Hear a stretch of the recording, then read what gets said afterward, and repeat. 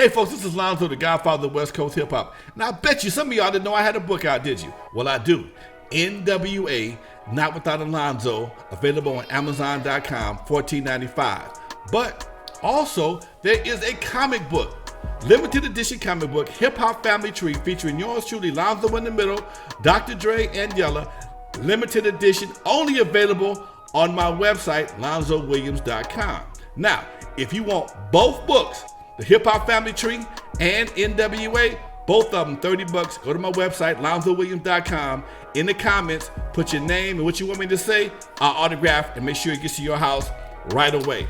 Both books, $30, autograph, LonzoWilliams.com. And if you're like me, you don't have time to sit down and read like I'd like to, but I love audiobooks. That's why I put my book, N.W.A. Not Without Alonzo, on audio. That's right, but it's available only on CD Baby. Why? Because I set every track, every story to music. So as you ride down the street, listening to the stories of West Coast hip hop, you got some fresh new tracks to bob your head to. Available only on CD Baby, N.W.A. Not Without Alonzo. Check it out, folks. Give you something to ride to.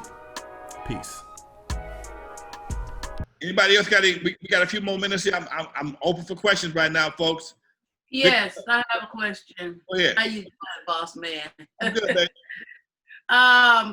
Excellent class. Excellent information that was missed, reorientated. But the question I had was, okay, you were talking about owning all your rights. You know, you were saying about calling the IRS and getting the number, the tax number and all that. Yeah. Okay, what does, a person that is disabled, that's receiving government assistance like SSI, Social Security Disability, how do they go about getting that type of information without getting in trouble or losing their benefits? That's why you go get you a EIN number. All the money goes to the EIN number. It don't go to your Social Security number. Oh, okay. So your EIN number is basically a Social Security number for a business, okay? Oh, okay. Your EIN number is your Social Security number for a business, okay? And that's a separate entity from Vicky Love, okay? And as long as Vicky can be a part of that, okay? But Vicky, I know for a fact, you're entitled to make so much money as a on SSI, whatever the case may be. You can make so much money, okay, without being jeopardizing your other money. So what you do is you get your EIN, which is your separate bank account, and the two don't cross over. I ain't gonna sit there and tell you in front of all these people how to do it, but trust me, it can be done. No. I'm just saying, for people that are on disability or anything. That's just for anybody in general. Well, understand this: if you own a business and the business has bills, the business has an office, the business has a phone, has a cell phone, has a PO box, has all type of expenses. The business may have credit cards. Okay, so for a person to work for a business that pays their bills, which is a cell phone bill, could pay a piece of their rent. If you have a business, part of your rent can be written off on your taxes. Now you can't do that as an individual. Can't write off your rent as an individual. You can only write off your interest on if you own a house. But if you own a business and you're renting a office, okay, that's tax deductible. So if you have a small studio in your house, a portion of your rent could be tax deductible. Again, that's a job for a tax accountant, but I know for a fact it works. So if you got a 2-bedroom apartment and you got one of them bedrooms that's an office or a studio at your house or your apartment that you're renting, and you're paying $1,000 a month, you might be able to get $250 a month deductible off for your business because you work because you have a home-based business. So these are situations that I've been exposed to over the years because I've worked out of my house forever. I had a club and I work out of my house.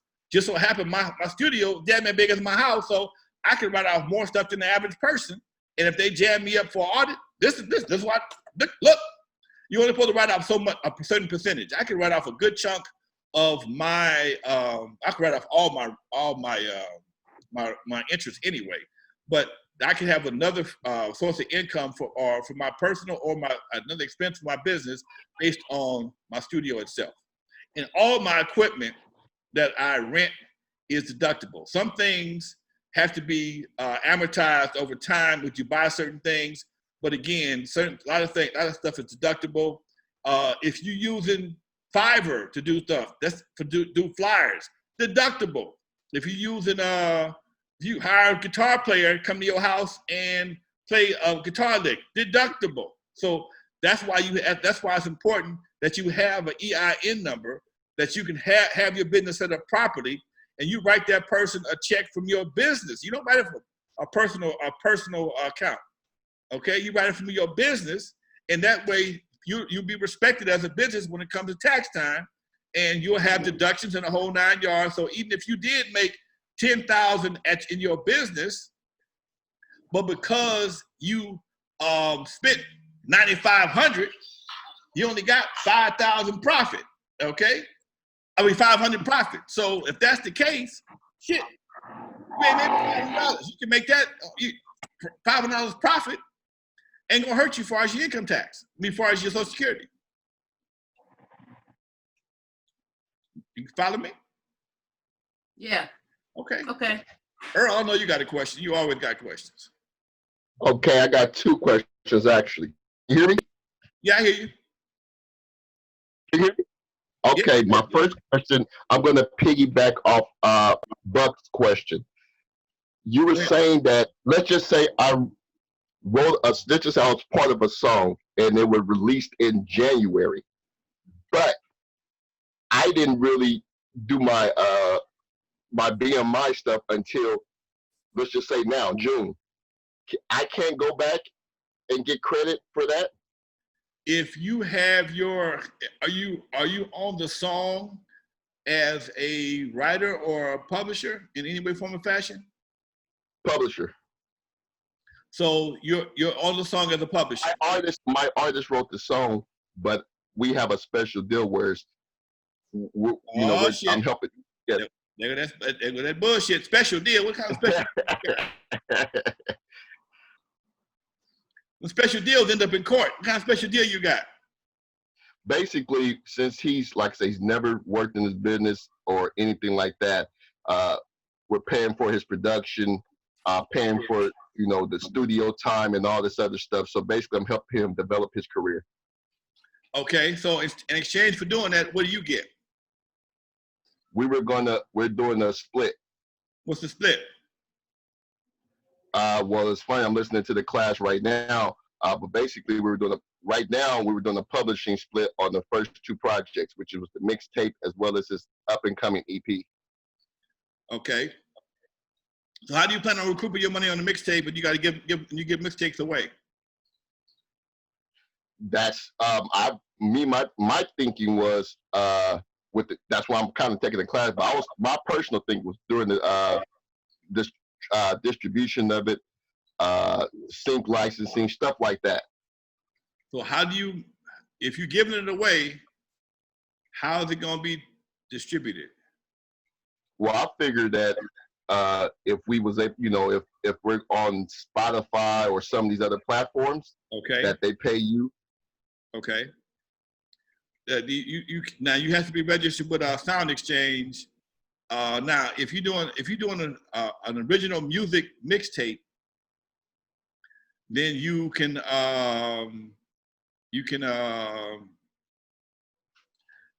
all right. If you're doing somebody else's music as a mixtape, you don't have a problem. Okay, so I could go back. If it's original music, I could go back and add myself for us. Okay, look, this is. You depending on how many you might miss out on a few plays, but trust me, it ain't gonna change your life one way or another. Okay, then we'll piggyback off this. So the situation that Bobby was explaining to you, what did you say? Whereas you couldn't go back. What you mean? You said something about he can't go back and or someone told him I was saying, that he I was couldn't. saying that you want to get it done as soon as possible, because if you could always try and go back, but if you're dealing with an asshole, you know, like I said, if you got a hit record, and the hook, you say if Earl wrote a hook to a hit record, Earl writes a hook to the hit record, but Earl ain't took care of his business. The record's a hit record now. Somebody else took credit for Earl's hook, and Earl said, "Hey man, what about my publishing?" 9 times out of 10, depending on what kind of guy he is, tell him to kiss his ass. Okay, because you ain't got no proof that you wrote that hook.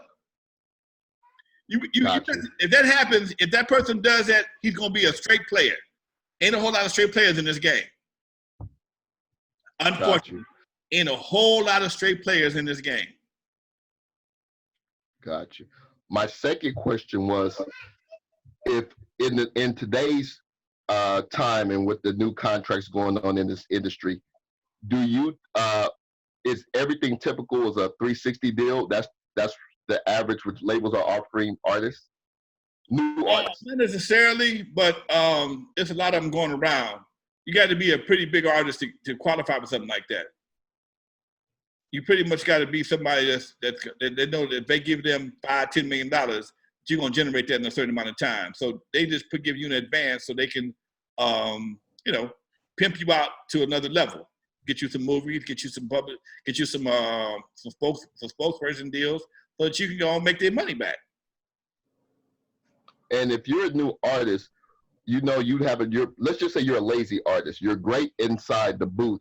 You're really, you know, you're amazing in the studio. You can write amazing songs. But let's just say you don't have that ability. Let's just say to go on Instagram to promote yourself and doing all that type of stuff. What do you think is kind of, you know, generally fair? Well, you know what? If a label really wanted you. Don't know what's fair. Fair is always something that everybody determines what's fair for them. Like I said, Elvis had a 50-50 deal with the Colonel. If you got an artist that's great in the studio and somebody that don't want to do marketing, that's a problem. Okay, you got to be willing. If the artist got to be willing to work as hard as everybody else.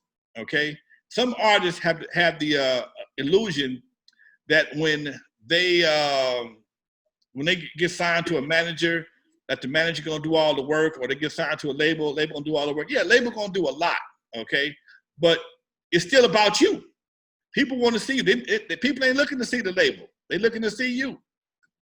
So when they buying records based on you, not so much the label. They buying products based on you. So if you're not a lazy artist that don't want to do Instagram or too busy having fun to participate in the marketing of it, that's pretty much going to be a kiss of death.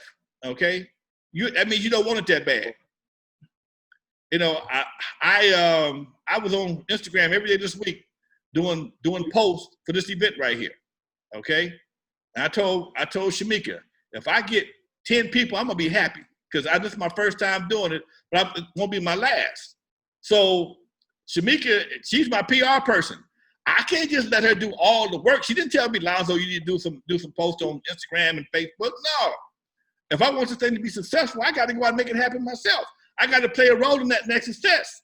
Because I can't blame her if it don't work. Okay. And Shamika says to everyone, fuck a lazy artist. Okay? Yeah, I got that. That's real spit. All right, fuck a lazy artist. A lazy artist is somebody that's going to blame you for their failures. Okay, you know, and that's one reason why I've never been a manager. I've owned record companies.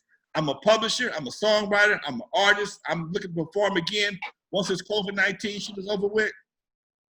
But as a manager, I've seen too many people blame all their failures on the manager. Okay. No, you wrote some whack ass material. No, you wanted to have your way in the studio and the shit didn't come out right. So therefore you got what you got. Okay. And then you don't want to participate in the marketing of the product. So if you're a lazy ass artist, like Shamika said, fuck that.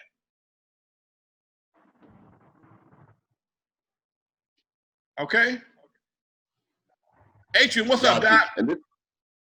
And can I ask one more question? This is the going on? last question. Yeah, Earl. When is it you think it's smart for an artist to either be independent or sign with a label? You know what, man? It all depends on the artist and the person. I've always liked being in control of my own destiny. You know, I tried the label thing for a while, didn't work out for me. Okay, that don't mean no work out for the next guy. You know, it just depends on the person. Some people would not deal with an independent. Some people got to have a major deal. That's not, you know, everybody got their own situation. You know, if you can get a major deal, they give you enough money and give you a good enough contract, your lawyer twists their arm enough to get something that's going to be in your favor at some point in time, go for it. Speaking of managers, before we go, I got a manager buddy on here right now, Adrian Gregory. Adrian, some of y'all may know Adrian, some of y'all may not. If you don't know, Adrian was the former manager of Tupac Shakur. He managed Digital Underground and Tupac. Now maybe Adrian can handle that management question better than me. What was the question? Sorry. How do you deal with a lazy artist? How do you deal with lazy artists? Yeah. You don't And work then with the other question, the backup, the question to add to that too was, when is it a good time to be independent or go with the label? So first question, you don't work with a lazy artist. There's no, Gotcha. that's a simple answer.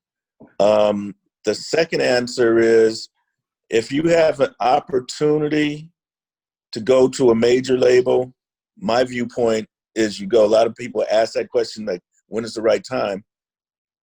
You have a company that has, a major label has hundreds of employees, millions of dollars, and they're going to spend that money on you. You're gonna get, as I heard Lonzo say earlier when I was on, you're gonna get taken. You know, they're gonna take a lot of your money. But if you have, say, a 5-6 year career with that label, and once you're done with them, if you're 20 years old, you're 26. If you had some success with them, say 10 years, which is a long time, you got the rest of your life to make money if you're smart. They're going to get theirs because they put the investment in, but then you got the rest of your life to make money off of the investment they made in you. So if you have an opportunity to go with a major, my viewpoint is you almost always go, unless you have the understanding and wherewithal to do almost the same thing they can do. So as an example, you can make $100,000 on your own, or you can make 30% of $1 million, which is a better number from a just straight financial point of view. That's a simple answer. So for me, if you can get that type of power behind you, unless you know how to make that million, or you know how to make, instead of that 100,000 on your own, you know how to make 500,000, and they're only going to make you $1 million. Well, that's a simple answer again. So it depends on really what your knowledge is and how you know how to make money in this music business. That's my answer. Great answer. Great answer. All right. Randall and Sue Ann were the two people. They came on. They were early with me today. You have any questions before we wrap this webinar up? Does anybody have any questions before we wrap this webinar up? Oh, okay. Yeah. What's your price to be like a consultant? For me? Yeah. We'll talk about that off camera. I got your number. Okay. All right. Anybody else have any questions? Beg pardon, Vicky? I said they can't afford you. Okay. Shamika, I'm joking. Earl, what was your question, Doc?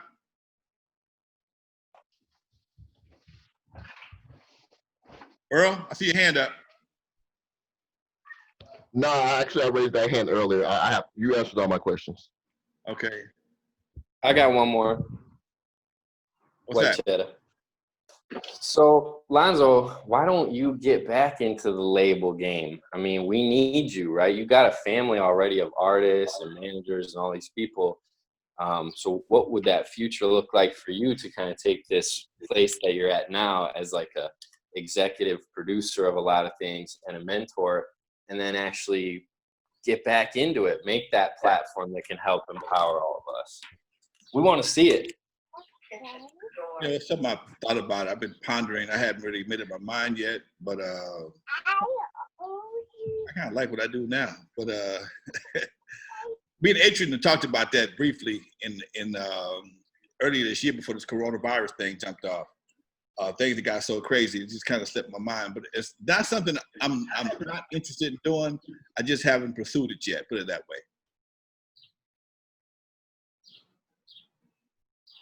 All right. Anybody else got any questions? Nobody? Adrian, thank you for chiming in, Doc. I really appreciate it, Doc. Y'all may not know about Adrian. Check out the movie All Eyes on Me. Okay, Tupac story. All Eyes on Me. I forgot what's the guy's name that played you, Keith. What's his name? Keith Washington, is that his name? It played you in All Eyes on Me. Yeah. Keith Washington. I think that's his name. I know his name is Keith something. I don't know if it's Washington. Yeah. Keith Washington's a singer. Okay, my Washington. But anyway, folks, yeah, Adrian is a well-renowned manager. He's one of the cats. They was once said that he was the most underrated A&R person in the world. Okay, great guy overall, nice guy. One of my longest relationships in the game. Okay, he and I have been rolling together about 30 years. Longer. Okay, yeah. We both had big naturals back then. Anyway, folks, thank you all. Yeah, well, I'm growing back because I can't I'm looking at it, okay? I couldn't grow hair if it was on the ground, if it was in seeds. Yeah. Anyway, folks, this is Lonzo, the Godfather of West Coast hip hop. I want to thank everybody for taking time out today and trying to learn a little bit something about the game you're trying to play. Thank you very much, Shamika, for getting everybody here. Bobby Buck, Sue Ann, Randall, Adrian. I hear my man Cheddar. I don't know, Earl. And I see a bunch of Shamika Browns down here. But thank all y'all for coming out today, folks. And I will be doing this again shortly. Also, in 2 weeks, I'm doing my birthday party. Y'all all invited. It's going to be on Zoom.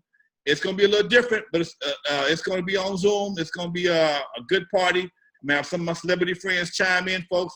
Love to have y'all come through and hang out for a while. It's going to be fun. In the meantime, y'all, peace. You're live with Lonzo, the Godfather of West Coast hip hop. Thanks again, Adrian.